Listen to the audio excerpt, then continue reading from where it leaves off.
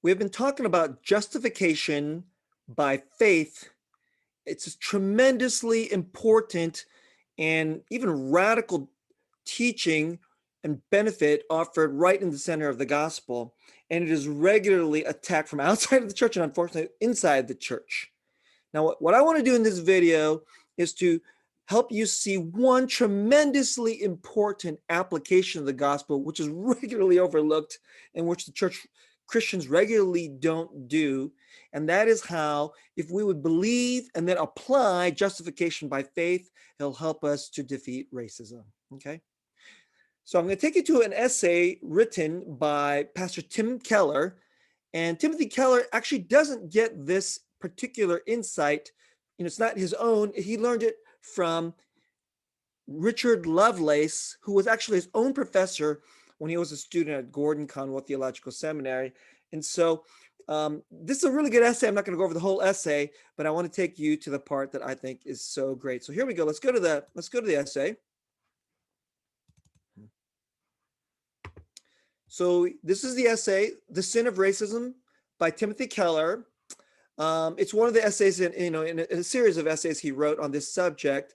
It's a pretty good essay. I have some quibbles with it, but this part is absolutely golden. And basically here he offers because there are at least 4 ways in which what we will be calling racism, and he doesn't just mean, a fixation on skin color. He means, cultural, looking down on other cultures, other ethnicities. So it's not always about skin color, right?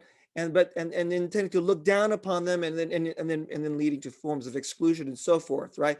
So that's the way we in America call it racism. It isn't always about race, but he says there are 4 ways in which we'll be calling racism is a violation of God's glory, and therefore is a sin. It is sin, and I'll take you to the 4th one. So let's get down to the 4th one, and it is all about how we look at, because of the gospel of justification by grace through faith alone. So justification, this benefit that we are fully made justified under the judgment of God, not on the basis of our righteousness, but upon Christ's righteousness, Christ's redemptive work, Christ's obedience, even though we're filled with disobedience, even though we're filled with guilt, even though our righteousness is so unholy and actually, brings upon us condemnation. Our righteousness isn't even good enough, but that Christ's righteousness, which is imputed to us, credited to us, wholly by grace when we believe by faith. So let's get into this.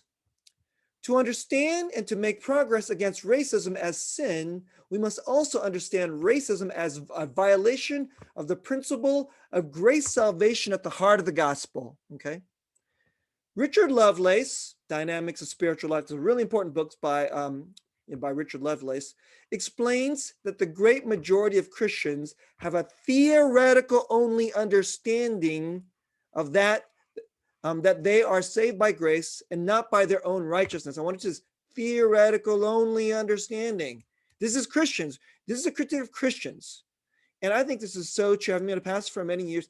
It's like it's in our head, but it's not made alive and practiced and applied to our heart and into life. So here we go. Functionally and practically, so versus theoretically only, right? Functionally and practically, however, the majority of Christians are not appropriating the justifying work of Christ in their lives, as Richard Lovelace says. Instead, in their day-to-day existence, they rely on their sanctification for their justification. They rely on their sanctification for their justification. I'll explain in just a second why that's wrong and why that's backwards, okay? Drawing their assurance of acceptance with God from their sincerity, their experience of conversion, their recent religious performance, or the relative infrequency of their conscious willful disobedience. This is what it means. In other words, when we think that God will declare us just when when we're judged by him, we don't think primarily that Jesus is righteousness, is wholly what will justify me. Instead, we tend to think about something in our religious performance. In other words, that's our sanctification is the basis of our justification, which is actually completely backwards. If you truly, fully understand the gospel, you understand you're wholly justified by the righteousness of Jesus. That's the complete foundation by your justification, and why you can see yourself as accepted by God and as a worthy person, not on the basis of your own works, but instead, then you're going to grow in your sanctification on the basis that you are justified by grace alone. So this is the way. This is something, just as a pastor, this is just a common thing that Christians do. They put their sanctification as the base of their justification. But really, if we really want to be truly redeemed and gospel-centered all the way down, the justification has to be the base of the sanctification. Okay, really important. So let's move on. This is how it starts to get into the issue of racism. When you rely on your own achievements or pedigree or behavior more than the justifying work of Christ for your sense of significance and security, Lovelace argues it makes you radically insecure.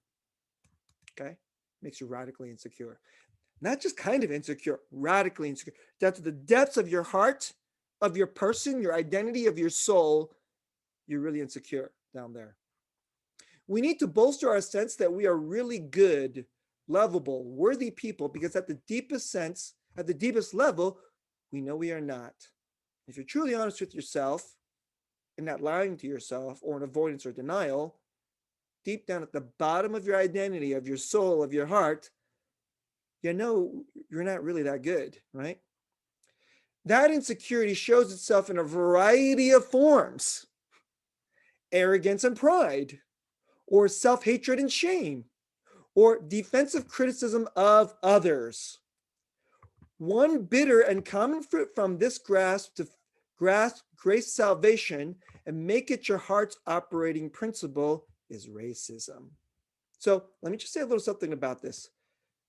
Arrogance and pride, self-hatred or shame, or defensive criticism of others. You know what all that is? It's all insecurity.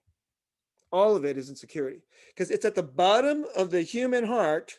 That human heart, it's not full. It's empty. It's shaky. Whatever good that we think is in there is questionable. So I mean, Tim Keller is so good at preaching this. He talks about how our insecurity is always a function of pride. Pride and insecurity are all the same thing, because yourself is the foundation upon which you decide that you're a good and worthy person or not. The self is the foundation of the self's worth, or righteousness, as the Bible puts it.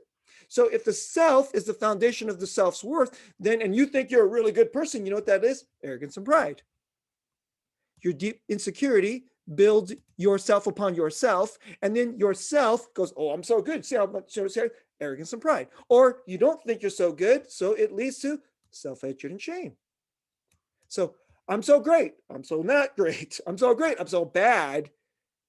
Tim Keller loves to teach that they're basically the same thing. They're the self-radical insecurity, the emptiness of the human heart, the shakiness of your self's identity. And then the other one, which is also radical insecurity, is defensive criticism of others.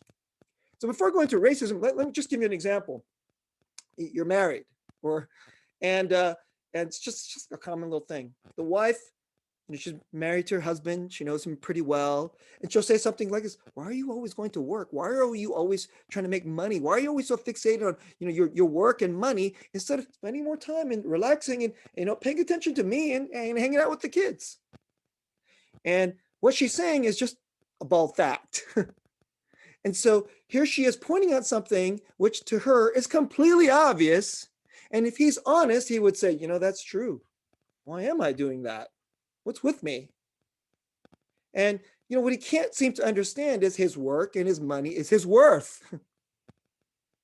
It's his self-righteousness. It's how his sanctification is the basis of his justification. I'm a good person because I work really hard and I make good money for us. And that's what makes me a good man and a good husband, right? And then thus his righteousness, his worthiness is based on his work. And she just criticized his idolatry, his self-righteousness, how his weak sense of sanctification is the base of his justification. And then when he said that, he gets offended. So instead of him dealing with the truth and facing his radical insecurity, you know what he does? Because very classic. what he does is goes, well, you know what you do, honey? You know what you do? You spend way too much time looking at the internet and, like clothes you want to buy, like the way you want to do your hair and the way, like jewelry you're interested in. And so like, that's what you do. That's what, just like, how can you just, okay, that's what makes you not good. So instead of owning and facing his own deep radical insecurity, you know what he does? Instead, he points the finger at her and then defensive criticism of others. So I'm just showing to you just a classic example of how it happens at an individual relationship level. Of course, this happens, it's not just husband and wife, friend to friend, coworker to coworker, neighbor to neighbor. This kind of thing happens all the time. And it's based on pride, oh no, I look down upon myself, or like I feel bad about myself, or defensive criticism of others is because we're not filled up with the deep foundation that our worth and our sense of who we are is built on something so profound and so unshakable. And the only way to make it so unshakable if it's not built on our own performance, on our own righteousness. So one of the great glorious benefits of the gospel is it's not going to be based on your own performance and righteousness. It's based on someone else's perfect righteousness for you, applied to you by grace. And how do you receive it? Not by earning it or achieving it, by believing in it, receiving it by faith. It's a gift to you. And now the trick is to continue to keep believing in it. And so we can't believe it. To believe it, apply it. So it's not theoretically only, but now practically outworking, and it's worked out and it's applied. So it's applied in your marriage, it's applied in your friendships, it's applied in your work environment. And so I'll just stop here for now. And then before we get to the next part, which I'll say now it needs to be applied into our communal culture, into the way you look at your own culture, the way you look at your own cultural identity, the way you size up who you are inside your own culture to somebody else's culture. How we look at the radical insecurity of the we, my culture versus their culture. And so we're not just radically insecure in the me, we're radical insecurity in the we. And so we'll stop here for now. And in order to do that, we have to have really truly believe justification by faith alone, by grace alone. We'll stop here now before we get to the next part where we talk about that great, beautiful benefit and how it can help us conquer racism.